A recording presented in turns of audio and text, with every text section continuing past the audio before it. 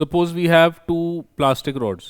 हमारे पास दो रॉड्स हैं, प्लास्टिक की बनी हुई rods, and we bring them close to each other. तो हम वो दोनों रॉड्स को एक दूसरे के पास ले आए। What we observe is that there is no force of attraction और रिपल्शन बिटवीन देम। ना कोई अट्रैक्टिव फोर्स है उनमें, ना कोई रिपल्सिव फोर्स है। There is no force between them acting. Now what we do is we keep these rods with a fur and we rub these rods with the fur। हमने इनको अब फर के साथ क्या किया, रब किया। तो ये प्लास्टिक की रॉड्स हैं और मैंने फर लिया और फर के साथ रॉड्स को ऐसे रब किया। अब देखो, जब मैं रब करूंगा तो यहाँ पे फ्रिक्शन, यहाँ पे क्या होगी, दो सरफेस के बीच में फ्रिक्शन। अब जैसे हाथों को रब करते हो तो देखो हीट जनरेट होगी। ऐसे ही जब आप ये रबिंग करोगे फर और रॉड का, तो वहाँ पे आप क्या नोटिस करोगे, फ्रिक्शन के कारण हीट जनरेट होगी।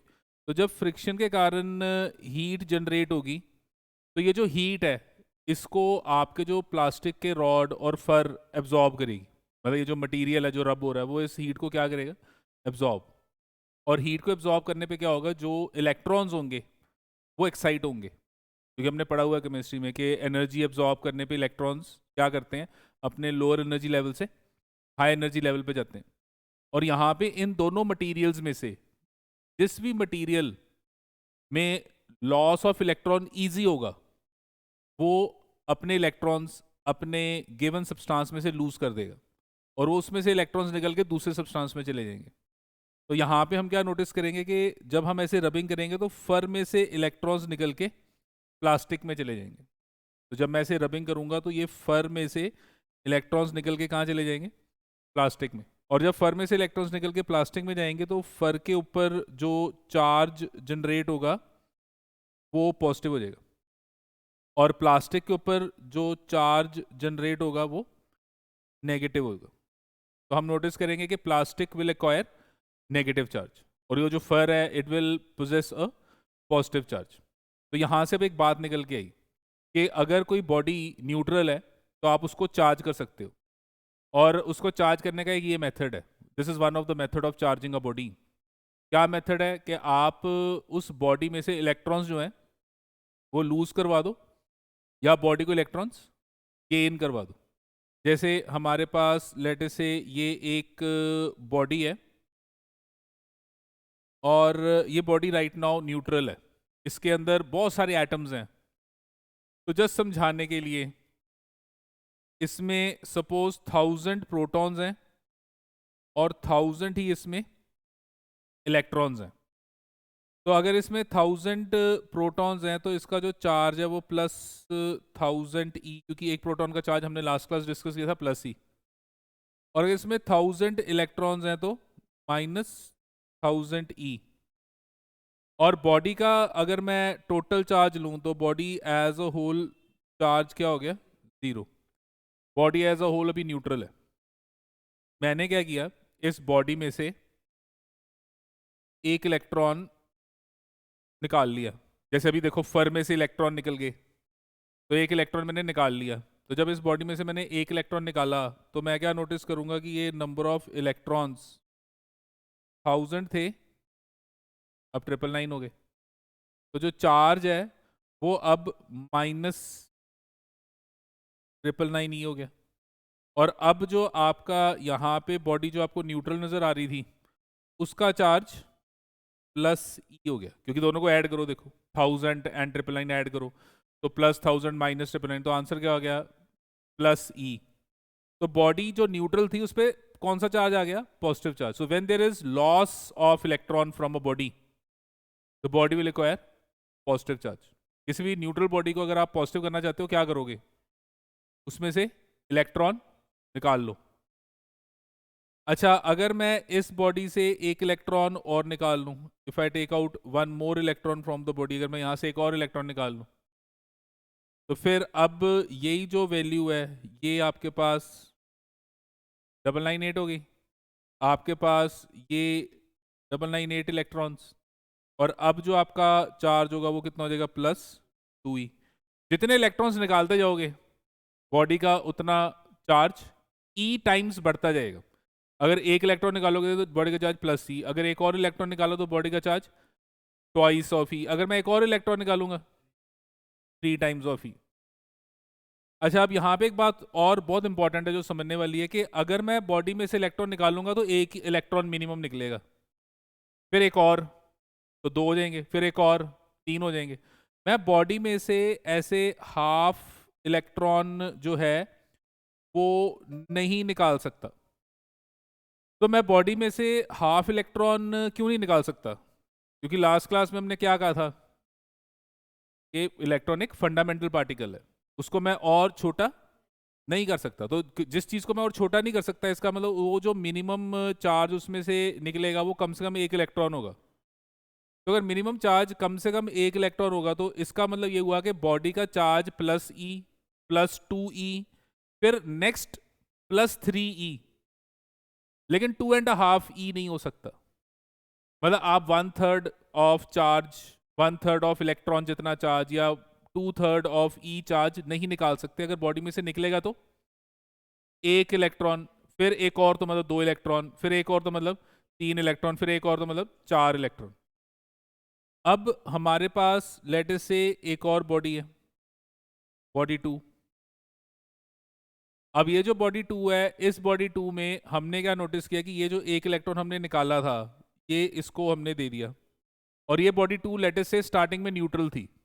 मतलब ये जो बॉडी 2 है इसमें अगेन 1000 प्रोटॉन है, 1000 इलेक्ट्रॉन है, तो इसका भी चार्ज हो गया प्लस 1000e माइनस 1000e, तो ये भी पहले क्या होगी, न्यूट्रल। और आपने इसको एक और इलेक्ट्रॉन दे दिया, तो जब आपने इसको एक और इलेक्ट्रॉन दिया तो ये जो इलेक्ट्रॉन मिलने के बाद ये वैल्यू होगी 101।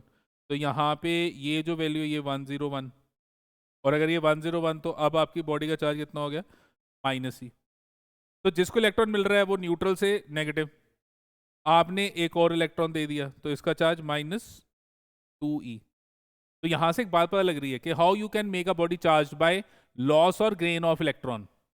मतलब इलेक्ट्रॉन के हेल्प से मैं बॉडी का चार्ज जो है वो पॉजिटिव और नेगेटिव कर सकता हूँ। बॉडी में से इलेक्ट्रॉन निकाल दो, बॉडी पॉजिटिव हो जाएगी, बॉडी को इलेक्ट्रॉन दे दो, बॉडी नेगेटिव हो जाएगी। और किसी भी बॉडी का जो चार्ज होगा वो इस बात पर डिपेंड करेगा कि उसमें से कितने इलेक्ट्रॉन्स आपने निकाले या कितने इलेक्ट्रॉन्स उसको आपने दिए। और इलेक्ट्रॉन जब भी आप निकालोगे या दोगे वो हमेशा इंटेग्रल मल्टीपल होंगे, मींस वो हमेशा एक इंटीजर वैल्यू होगी, वो कभी भी फ्रैक्शन में नहीं होंगे। तो इसका मतलब ये हुआ कि चार्ज ऑन अ बॉडी, अगर मैं एक बॉडी के ऊपर चार्ज देखूं तो चार्ज ऑन अ बॉडी उसको हम स्मॉल क्यू या कैपिटल क्यू से रिप्रेजेंट करते हैं। तो charge on a body small Q will be equal to how many electrons are lost or gained into charge of 1 electron। अगर 1 इलेक्ट्रॉन निकला तो चार्ज E, अगर 2 इलेक्ट्रॉन निकले तो ट्वाइस ऑफ E, 3 निकले तो 3 टाइम्स। तो ये जो 1 या 2 या 3 ये क्या है, ये कितने इलेक्ट्रॉन्स लॉस्ट, तो बॉडी का चार्ज प्लस, कितने इलेक्ट्रॉन्स गेन, तो बॉडी का चार्ज माइनस। और यहां पे ये जो n है, दिस इज 1 2 3, तो this n is an integer. ये जो n है ये क्या है, इंटीजर है। इंटीजर का मतलब कि it can not be an fraction. तो ये एक बहुत इंपॉर्टेंट बात है जो हम याद रखेंगे कि किसी बॉडी का भी जो चार्ज होगा, किसी भी बॉडी के ऊपर जो चार्ज आएगा वो हमेशा कितना होगा, हमेशा वो होगा plus minus n times of e। किसी बॉडी का ये चार्ज होगा, फिर e क्या है, 1.6 10⁻⁻⁻19 कूलम। ई का मतलब है 1.6 10⁻⁻⁻19 कूलम। और एन का क्या मतलब है, number of electrons which are lost और विच आर गेन्ड। अगर लूज होगा तो प्लस चार्ज, गेन होगा तो माइनस चार्ज।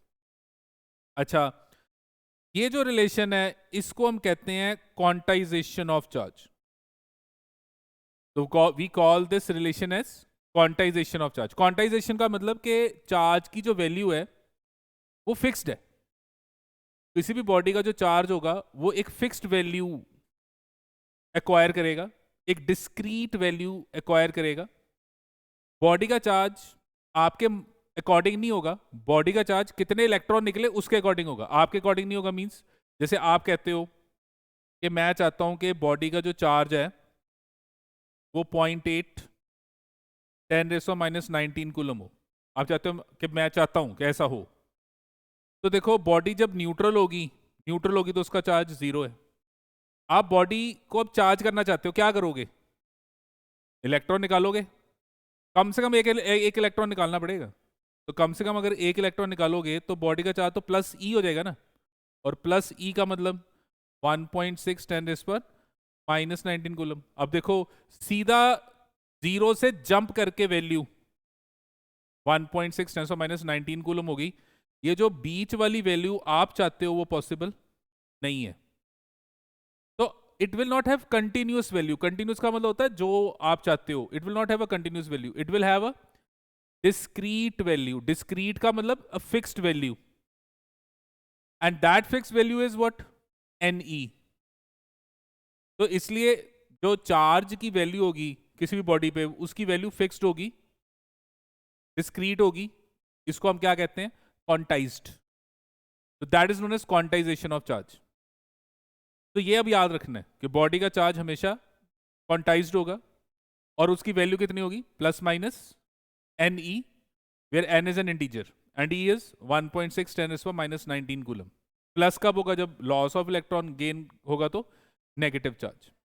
तो हमें ऐसे पेपर में क्वेश्चन आ जाएंगे। क्वेश्चन आएगा कि can a body have a charge of 5.6 into 10⁻⁻19 coulomb. क्या किसी बॉडी का ये चार्ज हो सकता है? 5.6 10⁻⁻19 कूलम चार्ज हो सकता है।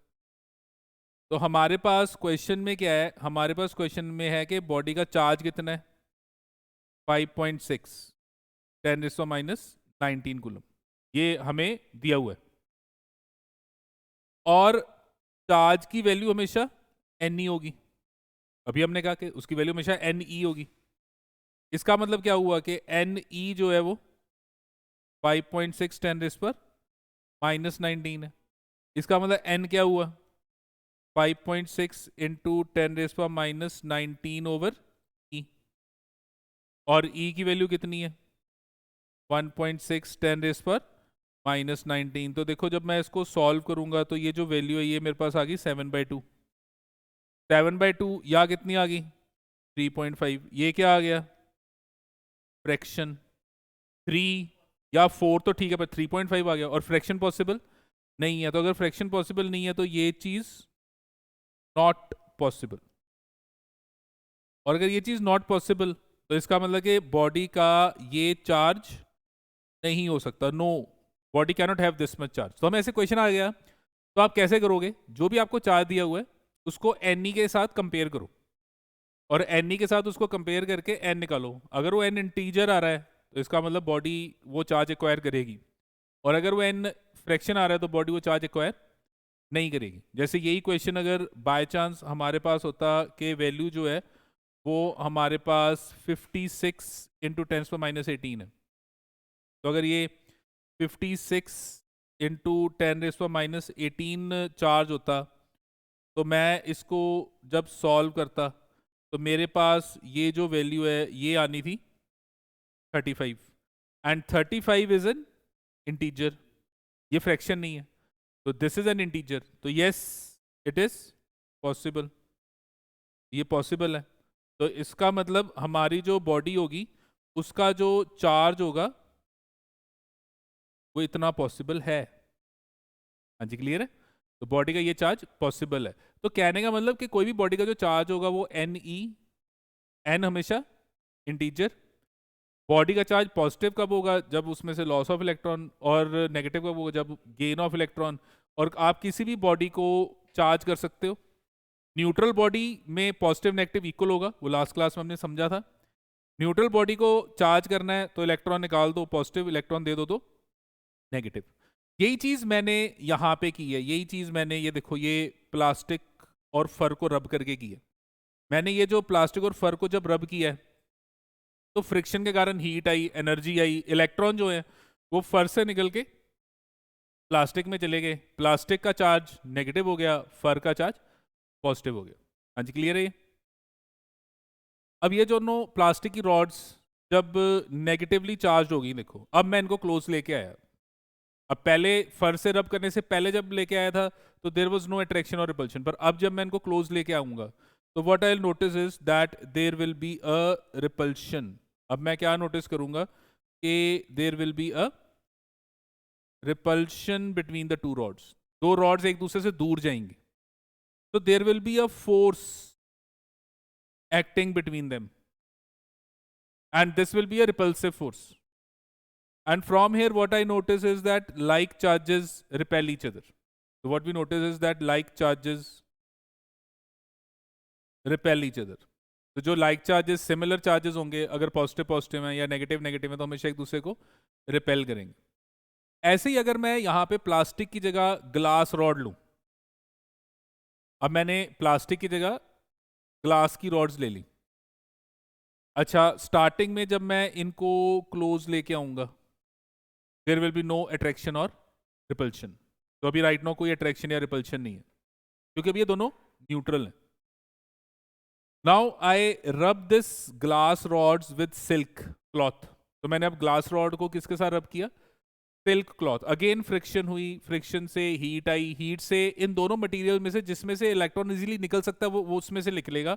और यहाँ पे मैं क्या नोटिस करूंगा कि जो इलेक्ट्रॉन है वो ग्लास से निकल के सिल्क में जाएगा। तो यहाँ पे आप क्या नोटिस करोगे कि जो सिल्क क्लॉथ है उसके ऊपर, क्योंकि इलेक्ट्रॉन्स आ गए उसमें, तो उसके ऊपर चार्ज नेगेटिव आ गया, और क्योंकि ग्लास में से इलेक्ट्रॉन्स बाहर निकल रहे हैं तो उसके ऊपर जो चार्ज आया वो कौन सा आ गया?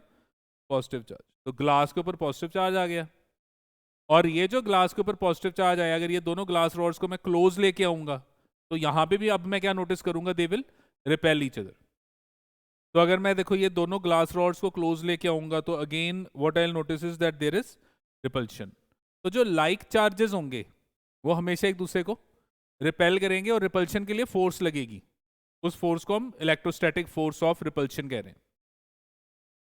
अब अगर मैं वो जो प्लास्टिक रॉड थी जो नेगेटिवली चार्ज्ड है और जो ग्लास रॉड है जो पॉजिटिवली चार्ज है, अगर मैं इन दोनों को एक दूसरे के क्लोज ले आऊं तो मैं क्या नोटिस करूंगा कि when I bring them closer both of them will start attracting each other.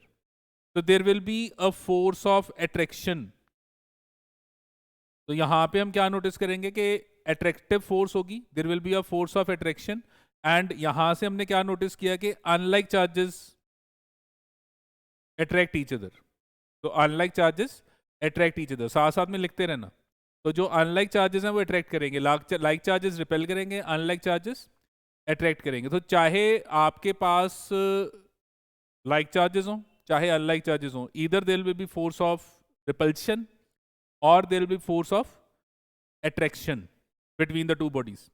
अच्छा, अब ये जो बेसिस हमने अभी डिस्कस किया है इसके बेस पे हम पॉजिटिव नेगेटिव चार्ज को डिफाइन भी कर सकते हैं। जैसे हमें आ गया कि डिफाइन पॉजिटिव चार्ज, तो positive charge is a charge acquired by a glass rod when it is rubbed with silk cloth. Define negative charge. Negative charge is the charge acquired by plastic or rubber rod when it is rubbed with fur or wool. तो ये हमने बातें याद रखनी है। अब यहाँ पे एक और चीज़ आ जाती है, समटाइम्स हमें पेपर में क्वेश्चन आता है कि मैंने एक बॉडी को 1 कूलम चार्ज देना है, तो how many electrons I need to transfer. अगर मैंने बॉडी को +1 कूलम चार्ज देना है तो मुझे उसमें से इलेक्ट्रॉन निकालने पड़ेंगे। अगर मैंने बॉडी को -1 कूलम चार्ज देना है तो मुझे उसको इलेक्ट्रॉन्स देने पड़ेंगे। तो how many electrons need to be transferred so that a body acquires 1 coulomb of charge. ये बहुत इंपॉर्टेंट क्वेश्चन है। तो बॉडी पे आप क्या चाहते हो कि बॉडी का चार्ज कितना हो? 1 कूलम। और हमें पता है कि Q की वैल्यू कितनी होती है? Ne। इसका मतलब कि Ne की वैल्यू कितनी होगी? 1। तो इसका मतलब ये हुआ कि N जो है वो हो गया 1/E। तो ये हो गया 1/1.6 10⁻⁻19। अब इसको अगर हम सॉल्व करें तो ये ऊपर 10 तो n की वैल्यू जो है वो 10 इंटू ये -19 ऊपर गया तो मैंने इसको प्लस कर दिया और 19 में से एक और 10 निकाल लिया तो ये 18 हो गया ओवर 16। तो ये आपके पास 5 5 और ये आपके पास नीचे आ गया 4 क्योंकि एक बार कैंसिल हुआ तो 8 फिर उसके बाद ये 4। तो 25/4 तो अगर मैं ये n को सॉल्व करूं तो this will come out to be 6.25 into 10⁻18। तो अब ये एक इंपॉर्टेंट फैक्ट आ गया जो आपने याद रखना है। देखो ये फैक्ट्स याद रखने हैं तभी क्वेश्चंस कंसेप्चुअल और वो सब आप आंसर दे पाओगे कि इफ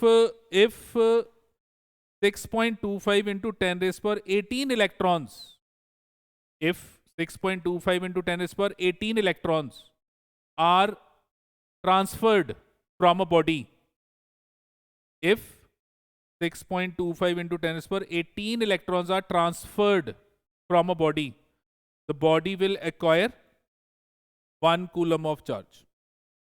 अगर मैं बॉडी में से इतने इलेक्ट्रॉन्स ट्रांसफर कर दूं तो बॉडी का कौन सा चार्ज हो जाएगा 1 coulomb.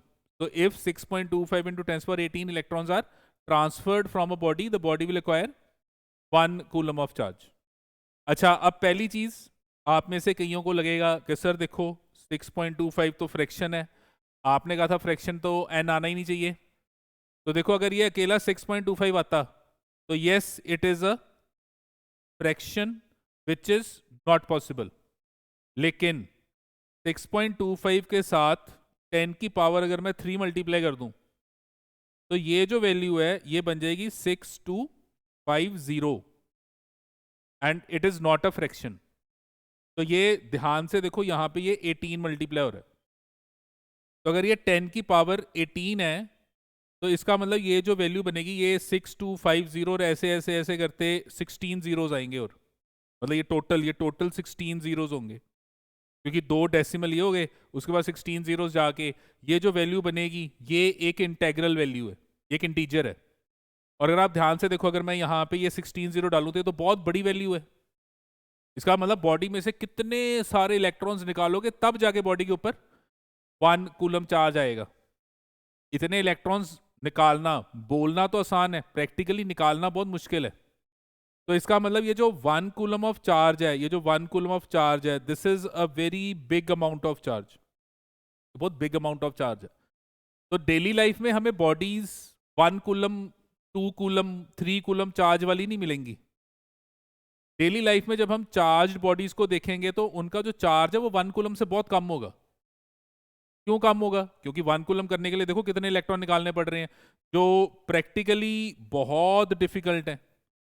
क्योंकि एक इलेक्ट्रॉन निकालोगे बॉडी नेगेटिव होगी, एक और निकालोगे, सॉरी एक इलेक्ट्रॉन निकालोगे बॉडी पॉजिटिव होगी, एक और निकालोगे तो वो पॉजिटिव बॉडी दूसरे इलेक्ट्रॉन को निकलने से रोकेगी। आपने केमिस्ट्री में पढ़ा हुआ है कि एक इलेक्ट्रॉन निकालना तो आसान है, 2 निकालोगे तो क्या होगा, वो बॉडी पहले से ही पॉजिटिव है, वो दूसरे को निकलने से रोकेगी। एक और इलेक्ट्रॉन निकालोगे बॉडी और पॉजिटिव हो गई, जितना ज़्यादा बॉडी पॉजिटिव हो जाएगी उतना उसमें से इलेक्ट्रॉन निकालना मुश्किल हो जाएगा, क्योंकि इलेक्ट्रॉन नेगेटिव है बॉडी पॉजिटिव है, वो इलेक्ट्रॉन को जाने से रोकेगी। तो ये बातें याद रखनी है। तो डेली लाइफ में जब हम बॉडीज को देखेंगे तो बॉडीज के ऊपर जो चार्जेस होंगे वो 1 कूलम से बहुत कम होंगे, और इन जनरल बॉडी के ऊपर जो चार्ज होगा वो होगा पिको कूलम। पिको कूलम का मतलब 10⁻⁻12 कूलम। या बॉडी के ऊपर जो चार्ज होगा वो नैनो कूलम।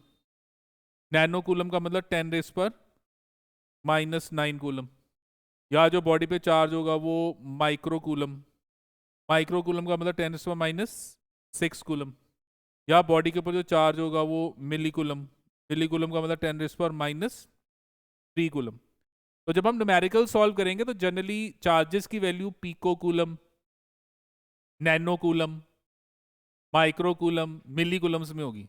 तो ये ध्यान में रखना है कि पिको का मतलब 10⁻12, नैनो का मतलब 10⁻⁹, माइक्रो का मतलब 10⁻⁶ एंड मिली का मतलब 10⁻³ कूलम। तो देखो ये क्लियर है। तो देखो अब हमारे पास लेट से 2 बॉडीज हैं और राइट नाउ ये दोनों बॉडीज जो है वो न्यूट्रल है, और मैंने इन दोनों बॉडीज को with the help of insulating thread suspend किया हुआ है। तो हमने पढ़ा हुआ है प्रीवियस क्लास में +1 क्लास में कि बॉडी का लेटेस से अगर m मास है तो due to its weight it will try to go down, और यहाँ पे टेंशन होगी जो इसको नीचे जाने से रोकेगी। और यहाँ पे भी सेम ऐसे ही है, due to its weight it will try to go down, और टेंशन इसको नीचे जाने से रोकेगी। और अभी राइट नाउ यहाँ पे इक्विलिब्रियम है। इक्विलिब्रियम का मतलब कि बॉडी के ऊपर नेट फोर्स 0 है, तो जितनी ऊपर टेंशन है उतना ही वेट है, तो टेंशन और वेट राइट नाउ इक्वल है। ये हमने सब पढ़ा हुआ है +1 में।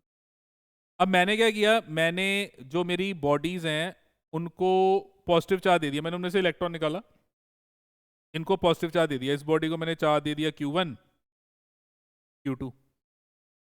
अब मैं क्या नोटिस करूंगा, दोनों लाइक चार्जेस हैं तो they will repel each other and the repulsion will be along the line joining them. तो जो इनको ये लाइन देखो, ये जो लाइन इनको ज्वाइन कर रही है, इस लाइन के अलोंग इनमें क्या आएगी, रिपल्शन। तो ये जो लाइन इनको ज्वाइन कर रही है इसके अलोंग ये देखो पॉजिटिव, इसके अलोंग ये देखो पॉजिटिव, ये दोनों क्या करेंगे, एक दूसरे से दूर जाएंगे क्योंकि ये फोर्स लगेगी, और इस फोर्स को मैं इलेक्ट्रोस्टैटिक फोर्स कहूंगा। इस फोर्स को हम क्या कहेंगे, इलेक्ट्रोस्टैटिक फोर्स। अब इलेक्ट्रोस्टैटिक फोर्स का मतलब क्या हुआ, वो फोर्स जो चार्जेस एक दूसरे पे लगा रहे हैं। अगर लाइक चार्जेस होंगे तो रिपल्शन, अनलाइक होंगे तो अट्रैक्शन। यही चीज आप नेगेटिव बॉडी पे भी नोटिस करोगे, यही चीज आप यहां पे भी नोटिस करोगे, सेम। अच्छा अब क्या होगा, बॉडी का वेट तो देखो लग ही रहा था नीचे, बॉडी का वेट तो नीचे लग ही रहा था, बॉडी में टेंशन भी थी, और ये जो फोर्स है इसके कारण ये बॉडी हॉरिजॉन्टली एक दूसरे से दूर जाने लग जाएगी।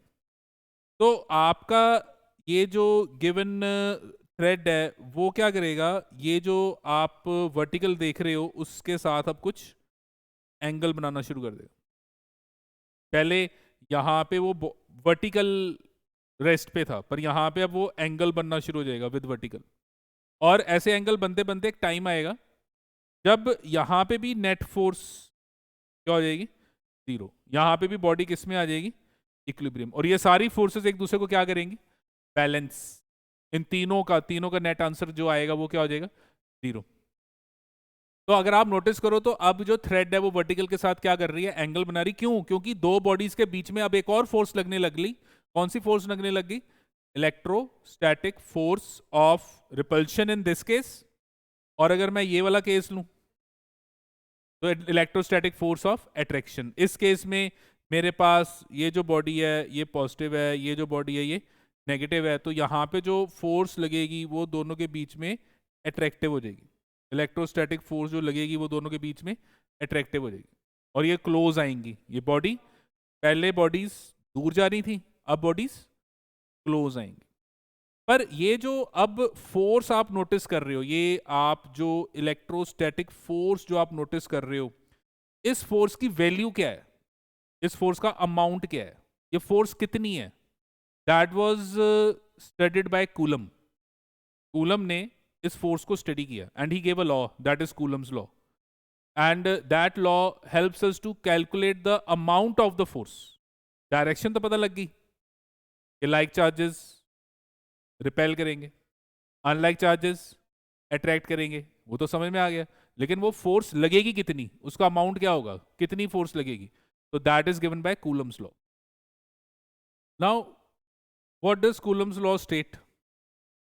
According to Coulomb's law, the magnitude of electrostatic force between 2 point charges is directly proportional to the product of their charge magnitudes and inversely proportional to the square of distance between them.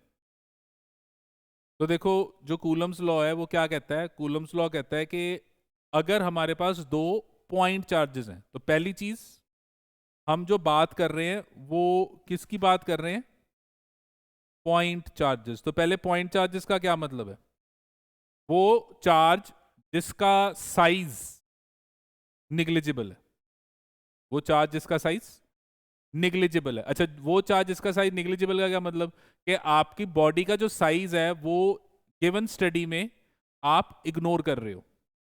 Body का size आप given study में ignore कब करोगे?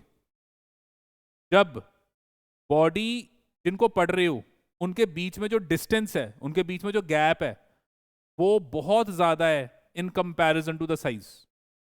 मतलब मेरे पास लेटे से ये दो बॉडीज हैं,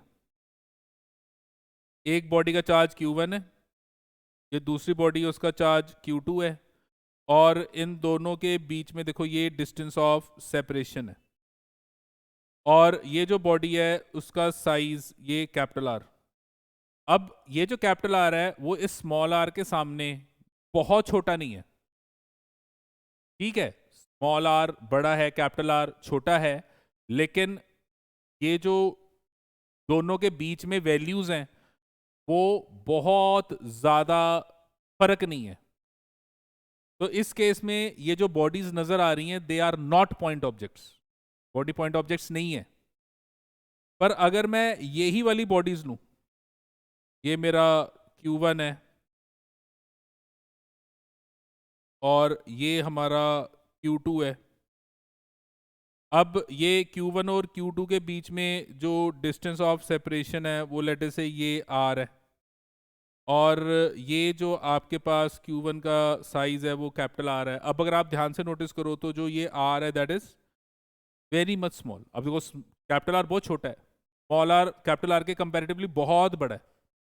इस केस में ये जो बॉडीज हैं ये बॉडीज क्या हो जाएंगी? Point objects. अब ये बॉडी जो है ये क्या है? Point object. तो समझ में आया पॉइंट ऑब्जेक्ट कब मानना और कब नहीं मानना? जब ये R क्या है? R distance of separation between the two bodies is very large in comparison to the size, then you can consider that body as a point object। उस केस में आप बॉडी को क्या कंसिडर करोगे? Point object. लेकिन अगर ये जो कैपिटल आर और स्मॉल आर में फर्क ज्यादा नहीं है तो वही बॉडी पॉइंट ऑब्जेक्ट नहीं होगी, वो बॉडी एक्सटेंडेड ऑब्जेक्ट हो जाएगी।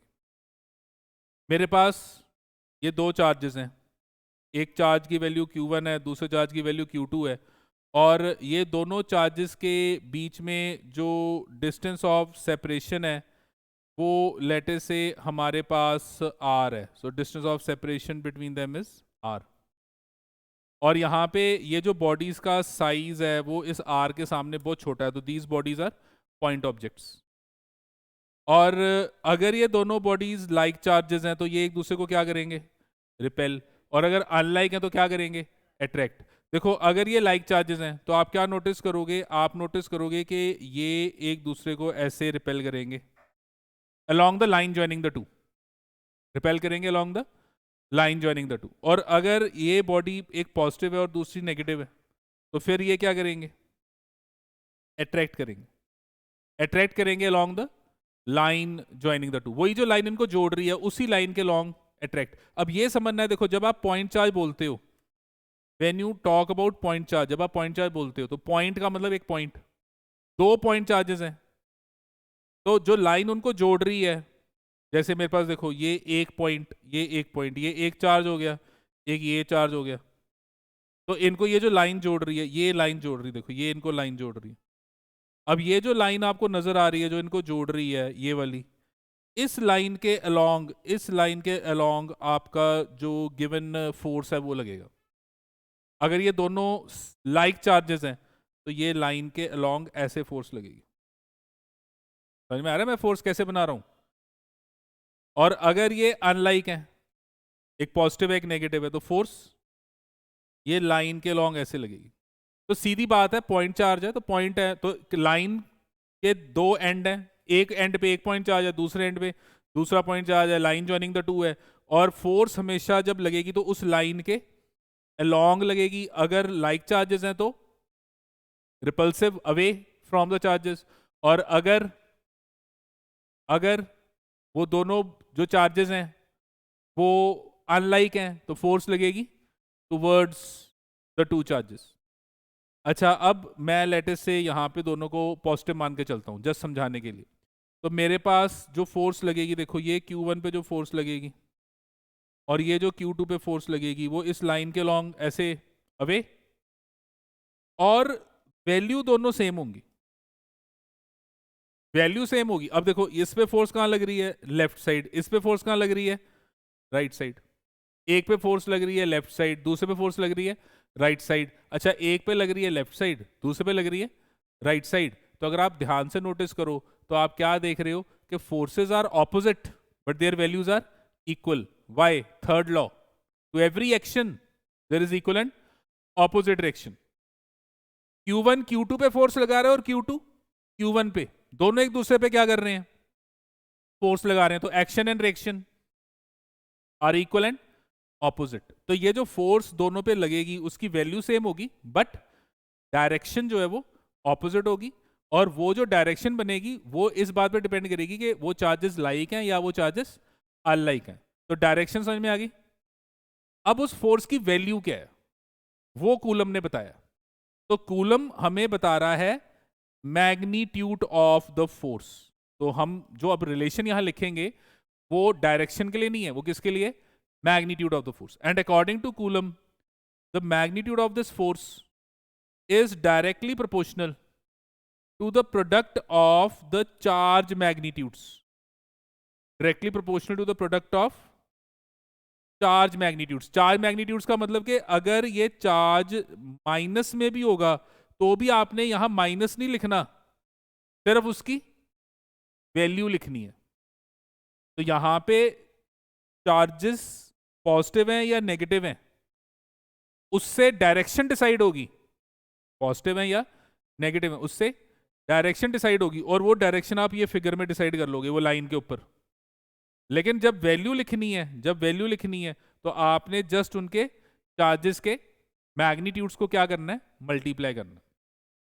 समझ में आ गया कि अगर माइनस में भी चार्ज है तो माइनस नहीं लेना, जस्ट वैल्यू मल्टीप्लाई करनी है। And inversely proportional to the square of distance between the charges. Inversely proportional to the square of distance between the charges. तो इसका मतलब ये हुआ कि ये जो आपकी फोर्स यहाँ पे बनेगी that will be proportional to Q1 Q2 over R square. और जब हम प्रोपोर्शनलिटी हटाएंगे तो वील इंट्रोड्यूस अ कांस्टेंट। तो यहाँ पे जो हमारी फोर्स बनेगी that will be equal to small k Q1 Q2 over R square. तो ये हमारे पास जो given force between the 2 point charges आ गया when they are separated by distance R. तो ये क्या आया, this is the magnitude of force. ये क्या आ गया, magnitude of force between 2 point charges. ये आ गया magnitude of force between 2 point charges when they are separated by distance R. तो यहां पे देखो Q1 Q2 चार्ज हो गए, आर उनके बीच में डिस्टेंस ऑफ सेपरेशन हो गया, के यहां पे क्या है, कांस्टेंट है। तो हियर दिस के इज कांस्टेंट। अब जब हमने इस के को डिटेल में स्टडी किया, जब हम इस के को डिटेल में पढ़ते हैं तो what we notice is that this K depends upon first the type of units. तो ये जो के की वैल्यू है ये डिपेंड करेगा कि आपने गिवन क्वेश्चन को कौन सी यूनिट्स में सॉल्व करना है, एसआई में या टीजीएस में। तो अगर मैं यूनिट्स को चेंज करूंगा तो के की वैल्यू भी चेंज हो जाएगी। So this K depends on the units.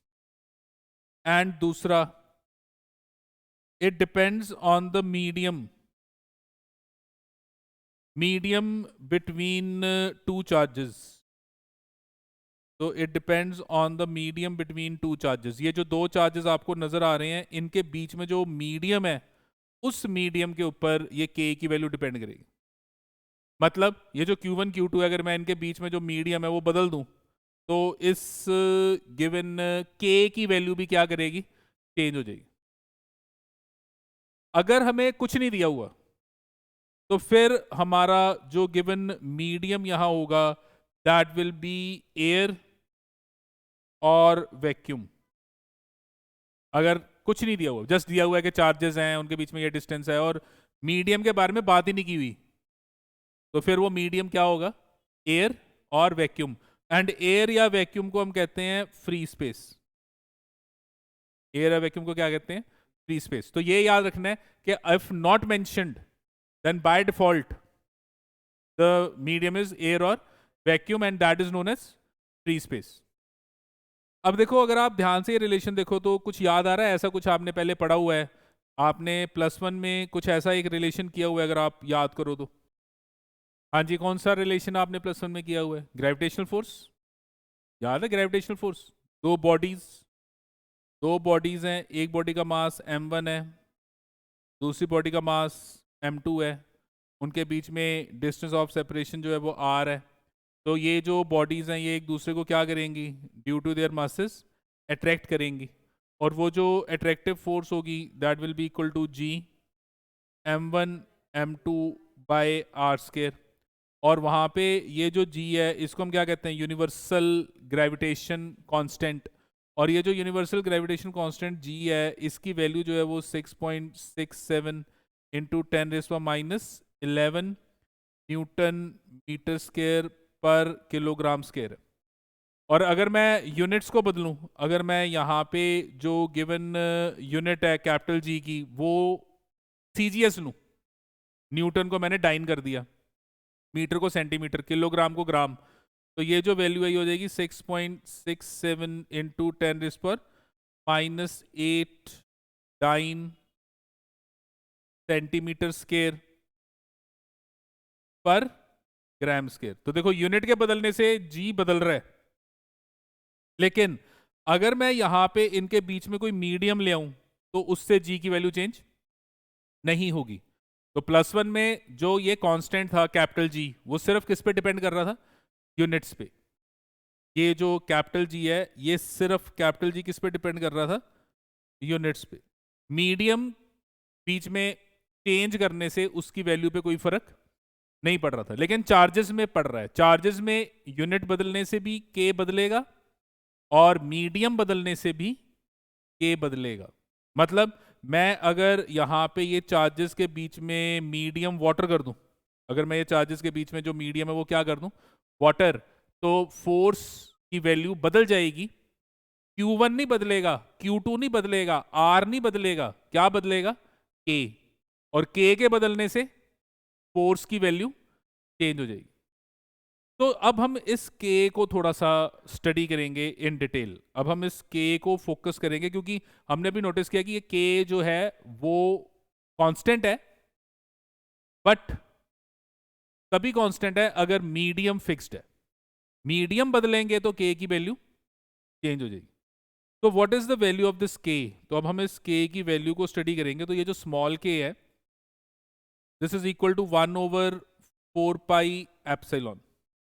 तो स्मॉल k की वैल्यू जो है that is what, that is 1/4 pi epsilon. ऐसे c डाल के बीच में ये लाइन डाल दो, तो this symbol is known as epsilon. तो हम इस सिंबल को क्या कहते हैं, epsilon. And here this epsilon stands for permittivity. It stands for permittivity of medium. तो जो भी आप मीडियम डालोगे, जो भी आप मीडियम डालोगे उस मीडियम की जो परमिटिविटी है वो ये एप्सिलॉन है।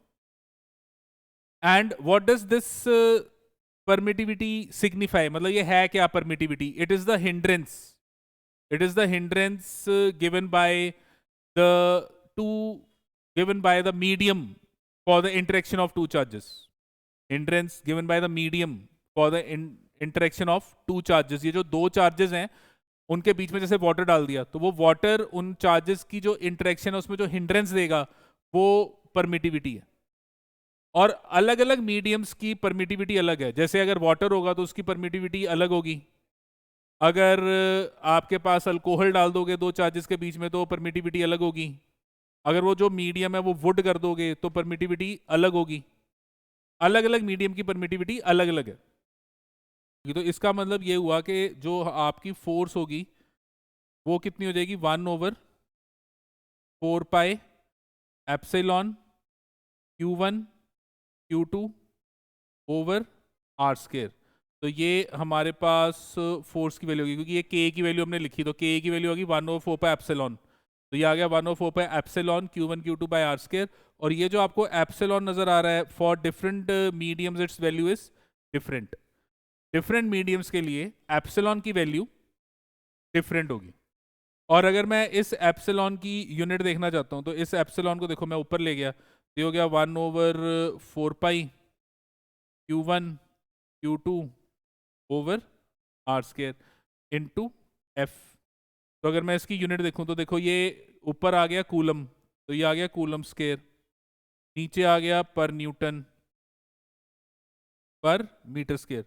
तो coulomb square per newton per metre square is what is the unit of this epsilon. Permittivity की ये यूनिट है, ये जो परमिटिविटी है उसकी ये यूनिट है। तो this is the SI unit of permittivity. अच्छा, अभी हमने क्या कहा था कि ज्यादातर जो हमारा मीडियम होगा, अगर नहीं मेंशन तो फिर क्या होगा, एयर और वैक्यूम, जिसको हम क्या कहेंगे, फ्री स्पेस। अच्छा, अलग अलग मीडियम की परमिटिविटी अलग अलग है, पर मैक्सिमम हम जो केस करेंगे वो फ्री स्पेस है। तो फ्री स्पेस की परमिटिविटी हमें याद होनी चाहिए। And the permittivity of free space की जो परमिटिविटी है, फ्री स्पेस का क्या मतलब हुआ, एयर और वैक्यूम। तो permittivity of free space is known as absolute permittivity. Permittivity of free space is known as absolute permittivity and we represented by epsilon naught. So what is epsilon naught? It is the permittivity of free space. So permittivity of free space is known as what is known as absolute permittivity. हाँ जी, बात समझ में आई कि what is absolute permittivity? It is the permittivity of air or vacuum. It is the permittivity of free space.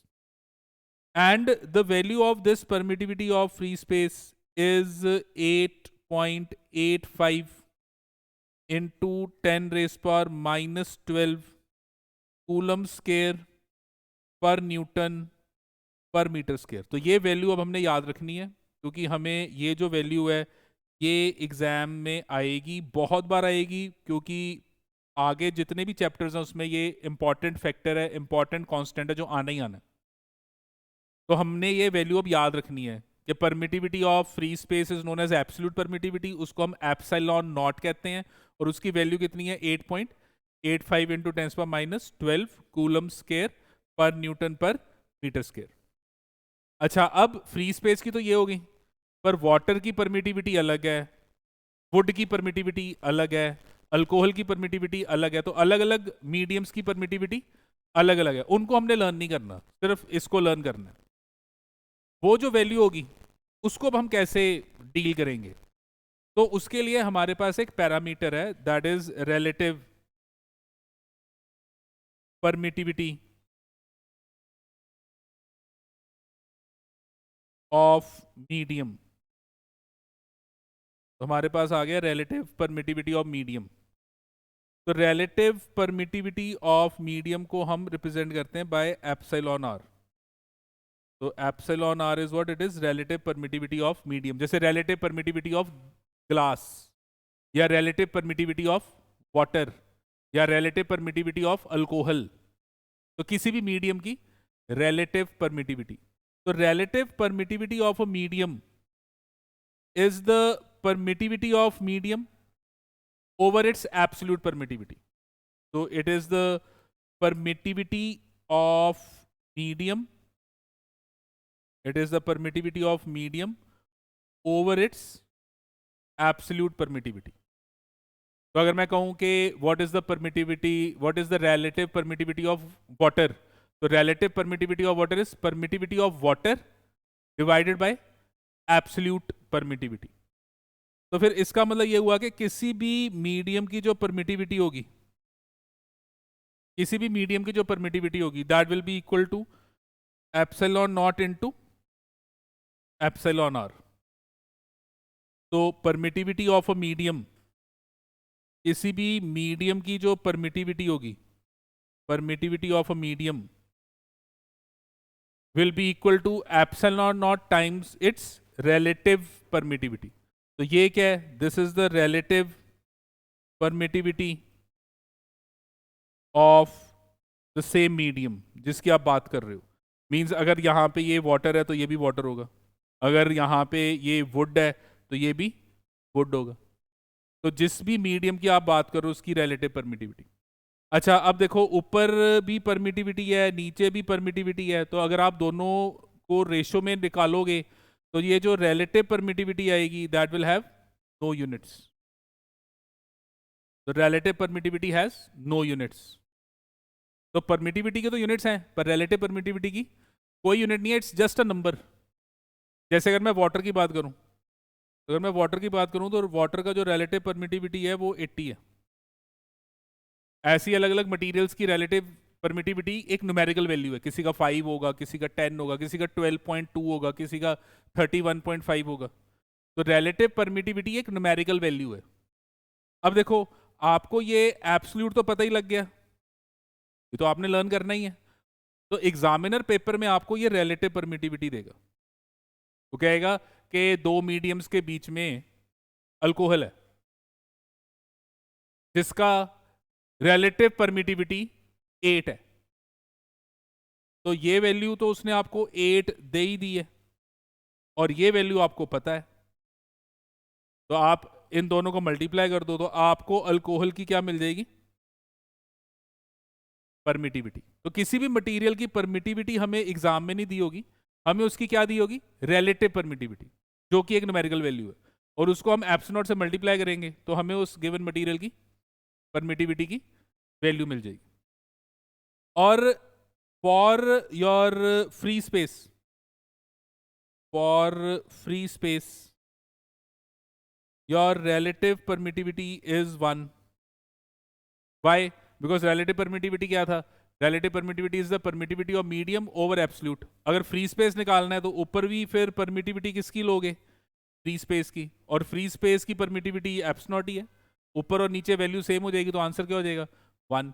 तो for free space, for free space का मतलब क्या हो गया कि फॉर एयर और वैक्यूम, फॉर एयर और vacuum your given value of relative permittivity is 1 and rest materials जो हैं, for them your relative permittivity will always be greater than 1। बाकी जितने भी मटेरियल हैं उनके लिए रिलेटिव परमिटिविटी हमेशा 1 से बड़ी होगी, relative permittivity will always be greater than 1।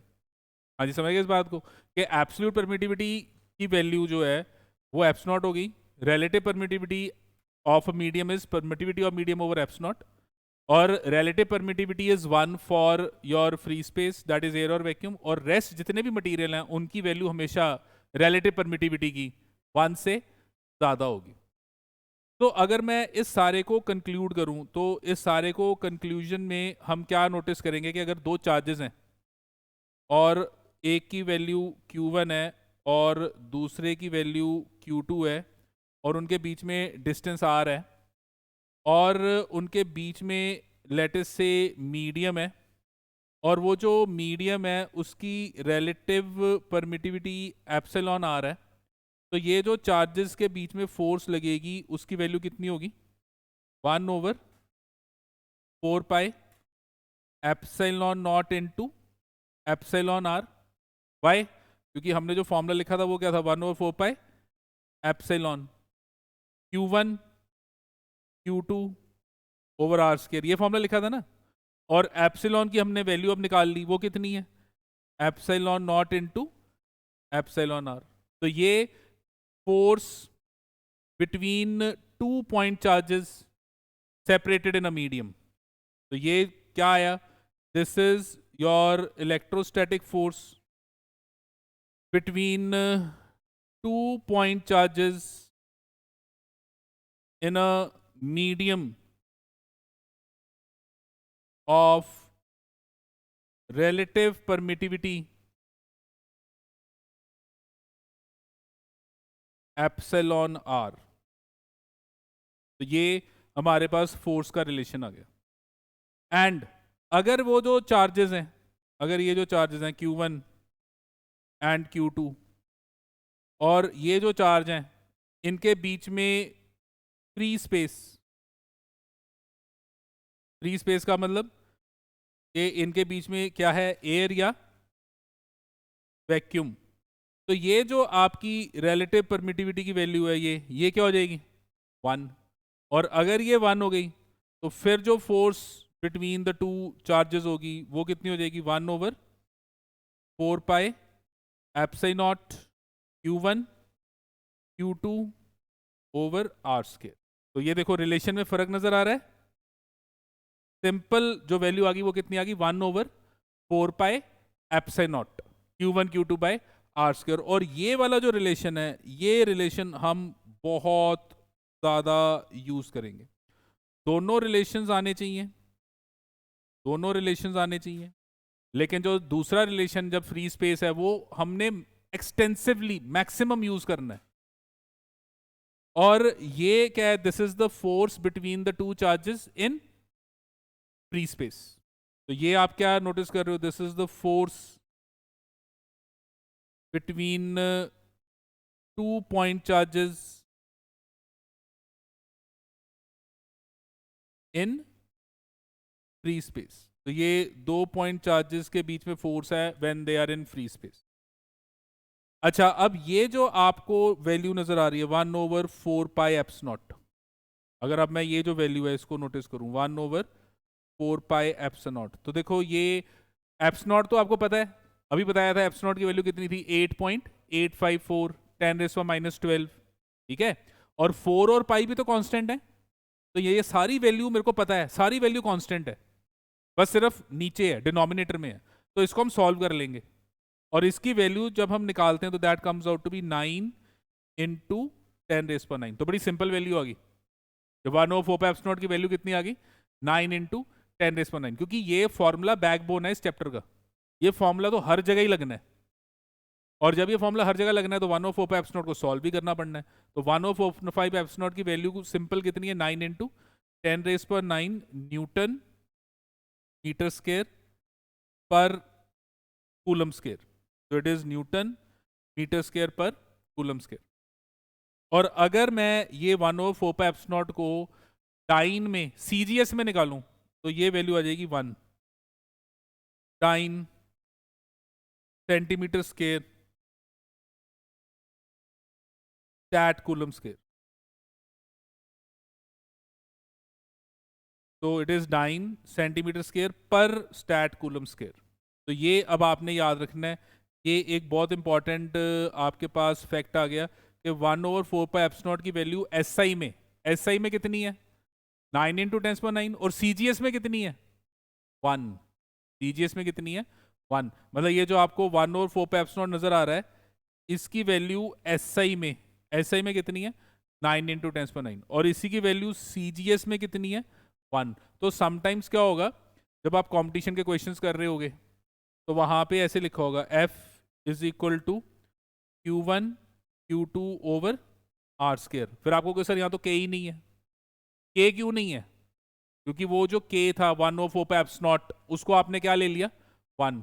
पर ये याद रखना है कि जब आप ऐसे लिख रहे हो तो यहाँ पे जो वैल्यूज आप लोगे वो सीजीएस में लोगे। सीजीएस का मतलब Q1 Q2 कूलम में नहीं लोगे, स्टैट कूलम में लोगे। आर मीटर में नहीं लोगे, सेंटीमीटर में लोगे। फोर्स न्यूटन में नहीं आएगी, डाइन में आएगी। तो ये कुछ बातें हैं जो आपने याद रखनी है। तो यहाँ पे अब एक बहुत इंपॉर्टेंट बात आ गई, वो क्या आ गई कि मेरे पास लेट से 2 पॉइंट चार्जेस हैं और वो 2 पॉइंट चार्जेस की वैल्यू होगी Q1 Q2। और वो जो 2 पॉइंट चार्जेस हैं उनके बीच में जो डिस्टेंस ऑफ सेपरेशन है वो लेट से है R।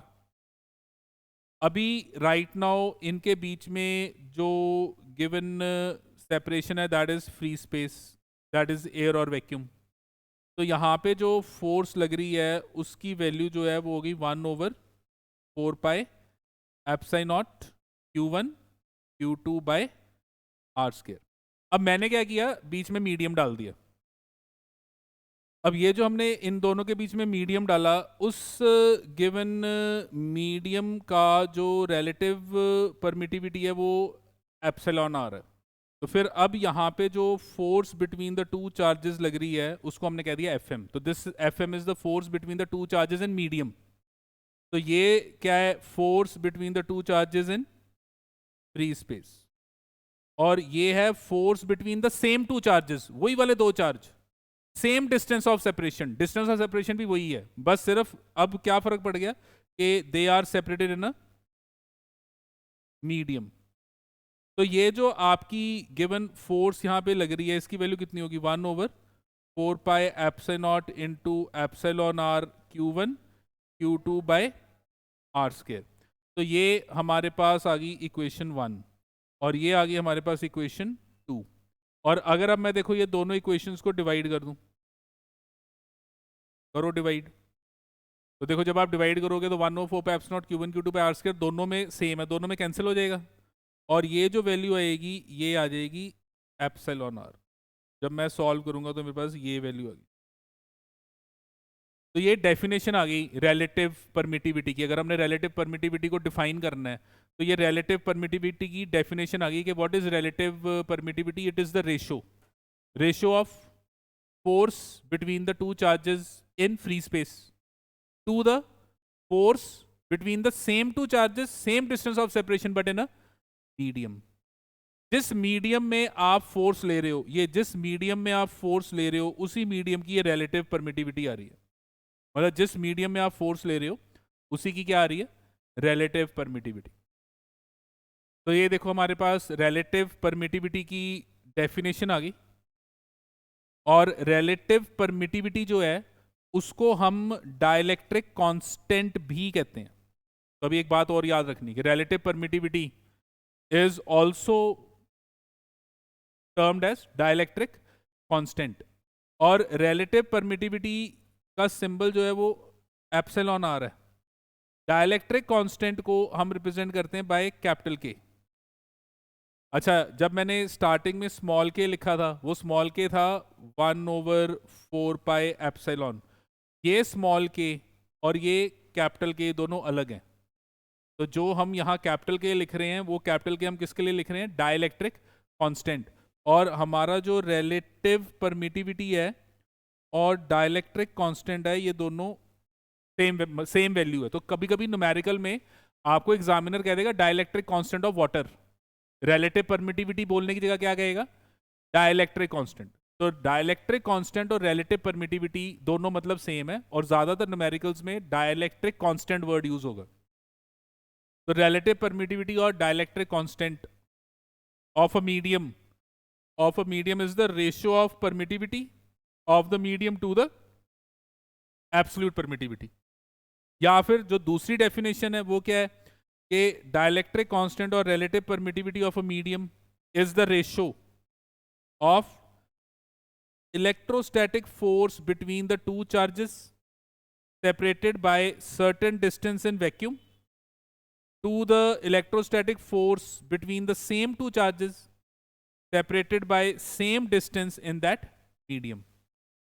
तो अभी हमने देखो पीछे डिफाइन किया था कि जो रिलेटिव परमिटिविटी है वो हो गया force between the two charges in free space divided by force between the two charges in medium provided distance of separation is same. और ये जो रिलेटिव परमिटिविटी है इसको हम डाइलेक्ट्रिक कांस्टेंट के साथ भी रिलेट करते हैं। और अगर देखो मैं यहाँ पे ये देखो ये ऐसे क्रॉस मल्टीप्लाई कर दूं ऊपर नीचे, तो force between the two charges in a medium, force between the two charges in a medium will be force between the two charges in free space divided by relative permittivity। तो यहाँ पर ये एक बहुत इंपॉर्टेंट रिलेशन आ गया। क्या relation आ गया कि अगर दो चार्जेस के बीच में आप मीडियम डाल दोगे तो फोर्स कितनी होगी, जो फोर्स फ्री स्पेस में थी उसको डिवाइड करो किसके साथ, मीडियम की रिलेटिव परमिटिविटी के साथ। अच्छा, अभी पीछे आपको एक बात बताई थी कि ये जो रिलेटिव परमिटिविटी है ये फ्री स्पेस के लिए तो 1 है, फ्री स्पेस के लिए तो 1 है, पर रेस्ट मीडियम के लिए ग्रेटर देन 1 है। और अगर आप ध्यान से नोटिस करो कि अगर ये वैल्यू ग्रेटर देन 1 होगी तो ये जो वैल्यू होगी वो हमेशा कम हो जाएगी। इसका मतलब दो चार्जेस अगर फ्री स्पेस में होंगे तो मैक्सिमम फोर्स लगेगी। अगर आप बीच में मीडियम डाल दोगे तो मीडियम के डालने से फोर्स की वैल्यू कम हो जाएगी। जितनी रिलेटिव परमिटिविटी ज़्यादा हो जाएगी फोर्स की वैल्यू उतनी कम हो जाएगी। तो इसका मतलब कि मीडियम डालने से चार्ज के बीच में जो फोर्स है वो क्या हो जाएगी, कम हो जाएगी। हाँ जी, ये बात क्लियर है।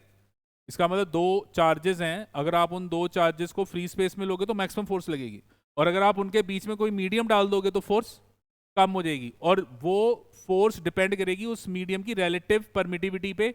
जितनी ज्यादा रिलेटिव परमिटिविटी होगी फोर्स उतनी ज्यादा कम हो जाएगी, उतनी वो डिक्रीज कर जाएगी। हाँ जी, क्लियर है ये।